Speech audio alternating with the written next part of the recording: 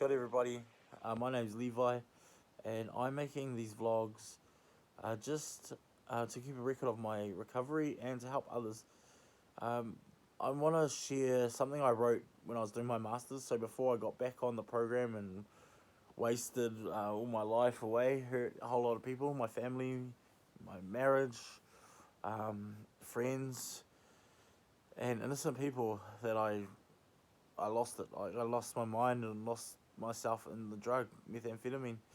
And this is what I was writing when I was doing my master's social work. This is a social work paper on human rights and social justice. And this is, what I wrote about. I chose the topic on Maori high rates of incarceration and institutional racism. So I'm just going to read what I wrote and then feel free to comment. New Zealand is often perceived and portrayed as a prosperous, peaceful Pacific paradise.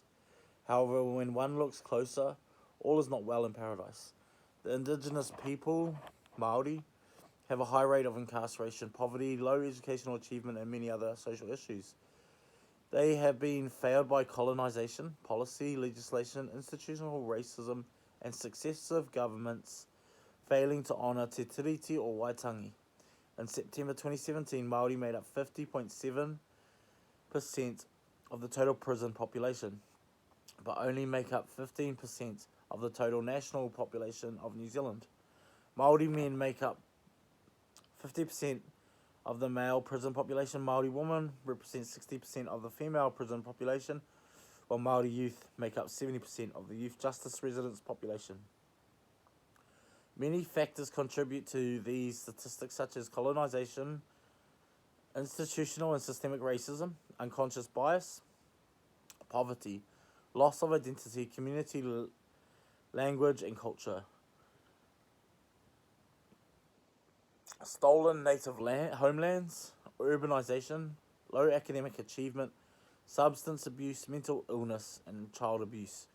A major factor for Maori being overrepresented in the prison population is colonisation.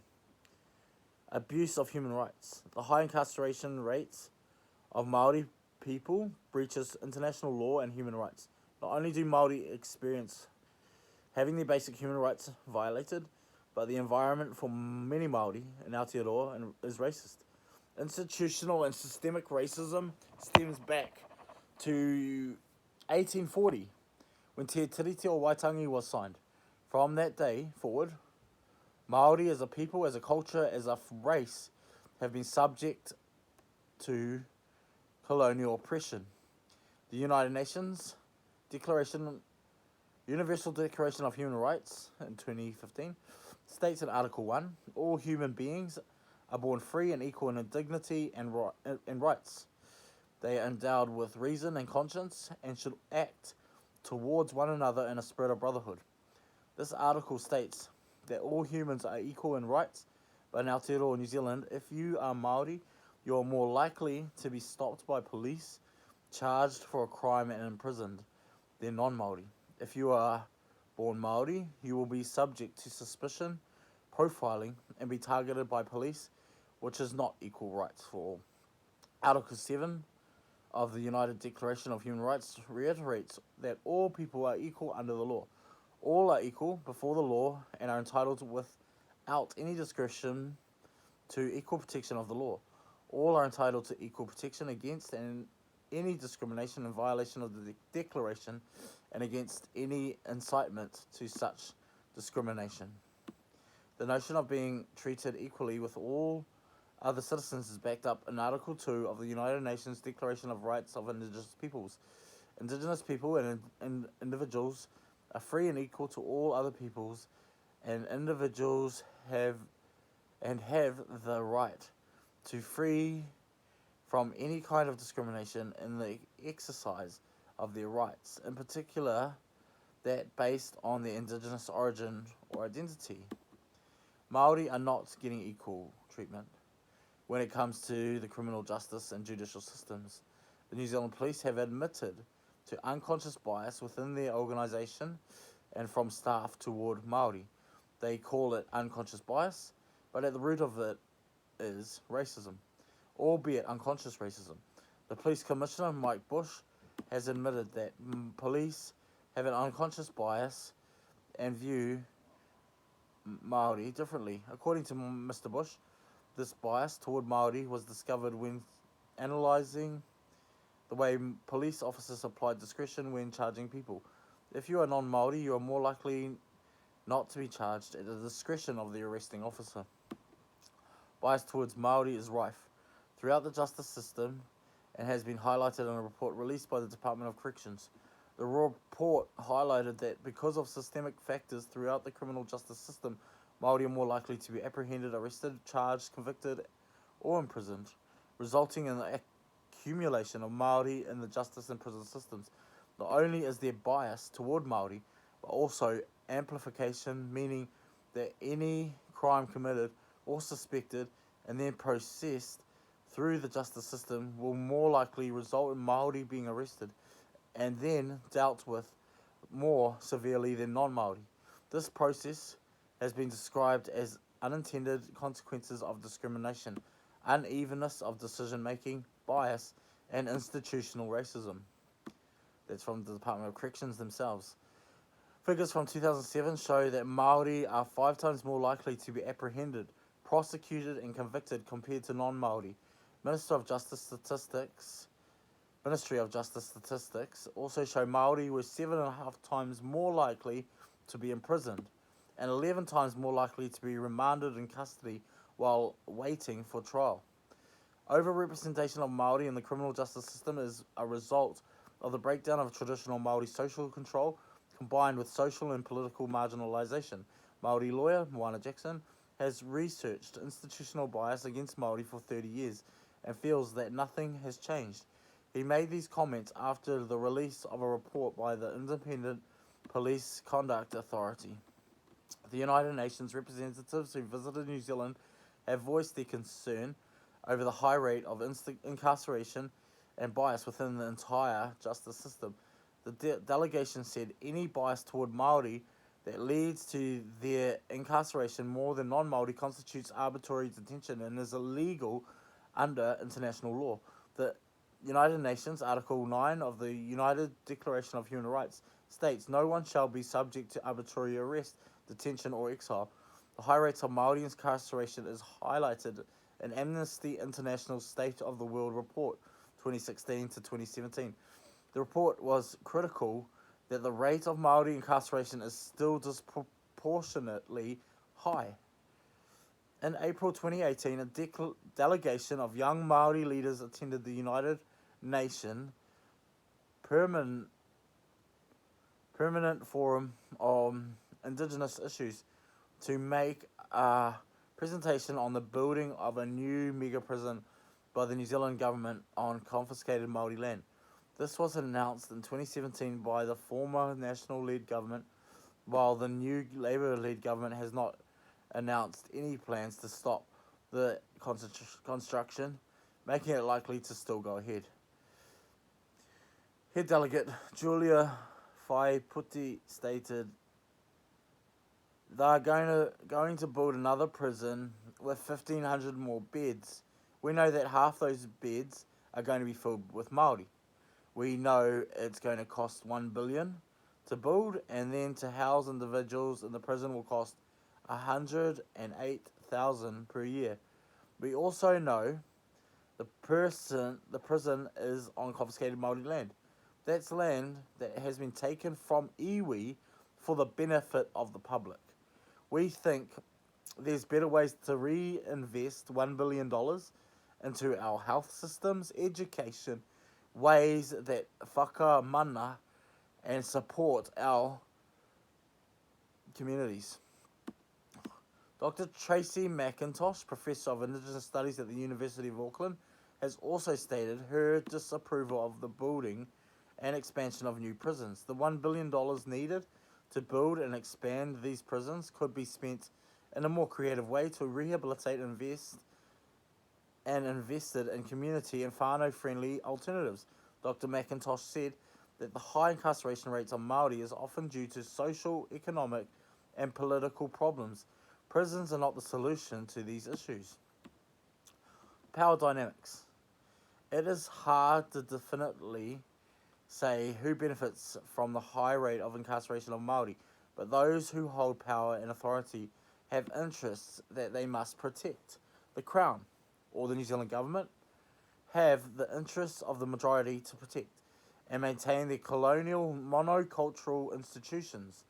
The majority of people in Aotearoa, New Zealand, are Pākehā and the dominant culture. The colonial oppressors and the beneficiaries of Maori demise. The monocultural institutions that exist in New Zealand are built by the dominant culture, the Pākehā culture. These institutions were built after 1840 with the intentional purpose of taking Maori land and colonising the indigenous people. The Crown has not fully compensated tangata whenua for stolen land, stolen culture, and racist treatment and brutality, and it seems that they never will. To compensate for the millions of stolen acres, iwi have settled for limited monetary redress, which is nowhere near the value of the stolen land. Another difficulty that today's government is facing is how to redress the genocide and destruction of a people's culture. Keeping Māori at the bottom of the pile makes them dependent on the Crown for handouts and welfare, and in need of the racist monocultural institutions. Another key player is Pākehā New Zealand. The majority of the public and the perceptions and beliefs of who Māori are. Many Pākehā have been taught that their culture is superior to Māori culture. Over the past 150 years, as the decline and deprivation of Māori people became unacceptably obvious, Pākehā implemented strategies to modernise a backward people, those in need of development. Monocultural New Zealand introduced policies with the purpose of transforming a collective people into individualism, redefining land ownership, and educating Māori children out of Māori culture. These policies are rooted in the idea that Pākehā culture and ways are modern, forward-looking, and superior, while Māori culture was no longer relevant. Media play a powerful role in swaying the public's perception and beliefs, and constantly expound. Māori make up the majority of prisoners. Dr. Tracy McIntosh states that this is the most commonly known social statistic. These statements are commonly used in the media, where negative Māori statistics keep their audiences engaged.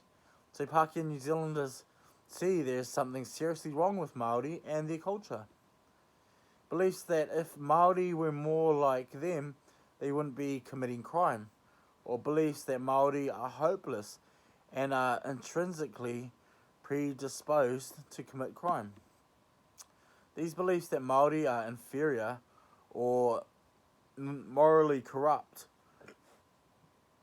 do not take into account the colonisation and oppression of a people, the genocide and destruction of a culture, and the theft of a nation's country and lands. Colonising countries dispossess indigenous people for motives such as economic and political power. They have often proclaimed a higher moral purpose, such as a desire to civilize savages or to convert pagan heathens. If the true uncensored history was taught, broadcasted, and educated, maybe then there would be compassion, empathy, and a drive to make changes that would support Māori. Fear is another tool used to justify the high incarceration rates and overrepresentation of Māori in the criminal justice system. The public's fear of becoming victims of crime gives politicians a great opportunity to win votes from policy that promises harsher penalties for crime. Policies like more prisons, more police, and more sentences are all vote winners. The public believes these policies make communities safer and that justice is being served. In 2007, the New Zealand government, under the Tourism Suppression Act 2002, ordered the New Zealand police to raid a small rural town, Ruatoki, in the Urewera Valley, under the pretense that they were terrorists. The media reported that the Tuhoi people had been running paramilitary camps and had an arsenal of guns and weapons. The road to Ruatoki was blocked, a bus full of school children was stopped, and masked armed police held the children for hours without food and basic necessities. No one was charged under the Tourism Suppression Act 2002. In 2014, the New Zealand Police Commissioner Mike Bush apologised to the Tuhoi people for the 2007 raids. The raids were another example of ongoing colonisation which has not left the Maori people and remains as an unfinished reality. The laws and constitutional structures set by the colonisers and the rhetoric that makes them seem legitimate are simply tools used for economic and political power.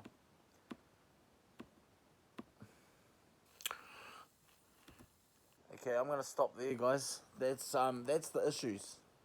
Okay, that was just. There's still more into that. Those were briefly hit. Like even Te Urewera, that came after 100 years before that, when police raided and killed a whole lot of Rua Kinana and his people. Again, and 100 years later they raid again, and then they apologise after 7 years later after that, because they found out it was wrong. But that's the issues that Maori face, and I'm not blaming all Pākehā. I'm not trying to cause division or racism, but I'm just trying to address the injustice and racism that I've lived with all my life.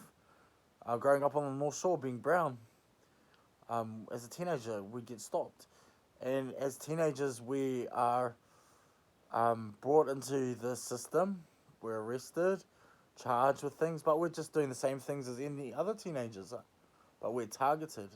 And then once you're in the system, it's hard to get out of the system. You got a criminal record, you can't get a job, you ask questions about these, you can get jobs, but still it's harder with a criminal record. And once you're in the system, you're sort of under the thumb. But anyway, I want to talk about the next time, talk about some of the solutions, especially for social work role, because I'm passionate about mental health. I'm passionate about recovery, rehabilitation, and helping others. So tune in, watch my next video. Ka kite pō Māori e.